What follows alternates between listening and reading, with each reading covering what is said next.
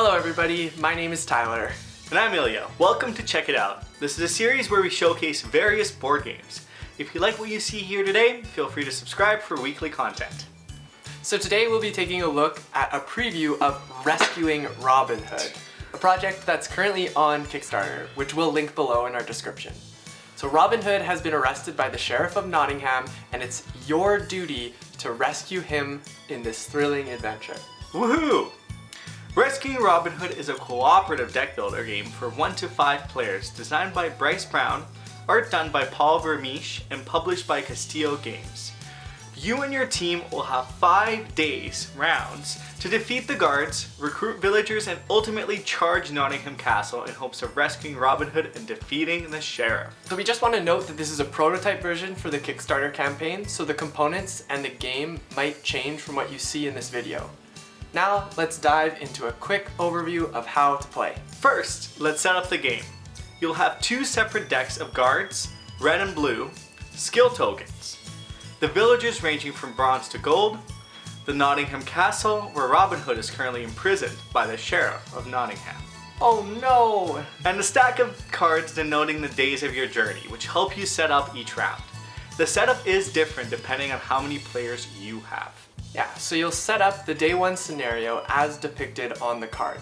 The villagers need to be rescued from the guards. For the individual setup, you'll receive a choice of a band leader, an attribute tracker with 8 cubes, 2 of each color, and 8 starting villagers dealt out, creating your outlaw deck. You're now ready to begin. Each player will draw 4 cards, which makes up their outlaws for the round.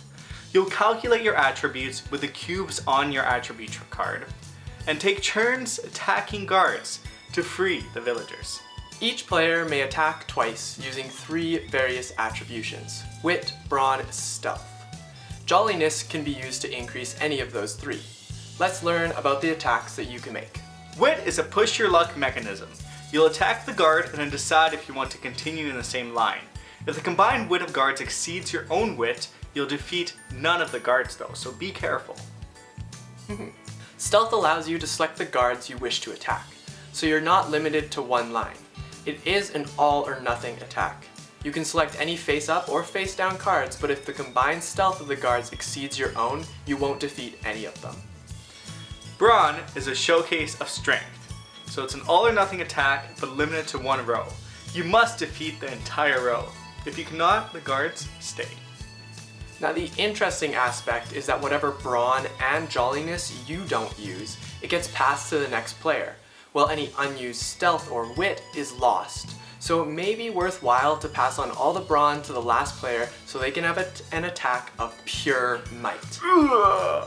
You'll also notice these symbols on the bottom of the cards. There are skill tokens and there are 3 different kinds: cookery, scouting, and prayer.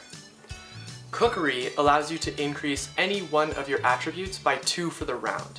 If cookery is not used, it turns into mead and can be used as +1 jolliness next turn. Scouting allows you to choose any 2 face down guards and reveal them. Prayer allows you to move and defeat cards.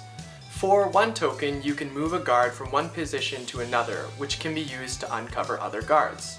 If you use 2 tokens, you may defeat any 1 guard face up or face down.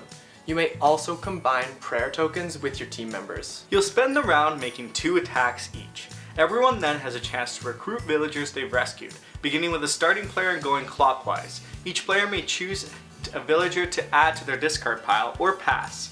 Continue taking cards until all have been taken or all players pass. The round is now over. The imprisoned villagers are sent to the Nottingham Castle. Rescue villagers that aren't taken are sent to the Sherwood Forest. You'll discard your cards, set all your attributes to 0, and lose any unspent tokens, with the exception of cookery tokens, which turn into mead.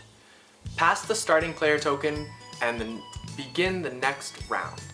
At the end of day 2, you'll trim your deck to 8 cards, and day 4 to 4. So eventually you will get to select which outlaws send into the final battle in the Nottingham Castle. The villagers you discard will head towards the Sherwood Forest. You'll collect villagers, build your ideal outlaw deck, and storm the castle on day 5.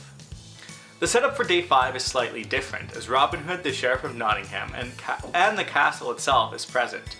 You'll need to attack in order from top to bottom in hopes of rescuing Robin Hood, defeating the sheriff, and winning the game. Are you witty, stealthy, brawny, and jolly enough to rescue Robin Hood? Let's hope so. So what do you think? Our first game was fun. It was a joy to get to know all the outlaws and take the 5 days to rescue Robin Hood. We were successful, which was certainly an added bonus. I don't know, what do you think some of the strengths were? Well, personally, I really like the artwork. It's absolutely beautiful, the names are super clever, and the game is just extremely appealing to look at. There'll be also more unique artwork in the final copy, so I'm definitely really looking forward to that. It's also a great introductory game to cooperative deck builders. It's a game I can see many people learning deck building from. It's fairly quick, easy, and thematic as well. That's the other thing. The theme is wonderful. I really like that you can stealth pick people off or just charge in and use Brawn in a whole line. The theme certainly speaks to the game, which is always a plus. What do you think some areas of improvement are? Personally, when I'm playing cooperative games, I'm looking for a game that doesn't have the elements of alpha gamer or quarterbacking. And basically what that means is one player could take control of the game and it can lead to an experience that I'm not particularly a fan of. It isn't fully existent in this game as there are mechanics like pushing your luck and going all in, and that helps mitigate it. I also felt that band leaders were fairly insignificant, as they ended up being our weakest outlaw by the end of the game. The thematic sense of them was definitely a bit lost, and I'd really want to see them as like a stronger entity. So what do we think? Well, it's a pretty decent game. There's some strong elements I love to see, and you can tell a lot of thought went into this game and how it plays. I am excited to see though how the game progresses through the Kickstarter campaign and through production to see the final product. Yeah, definitely. I thought it was okay. It's a little simple, but I think maybe I'm not the right audience for it. I do think it's a great game for families and people looking to get a taste of the deck building world though, so it has that going for it.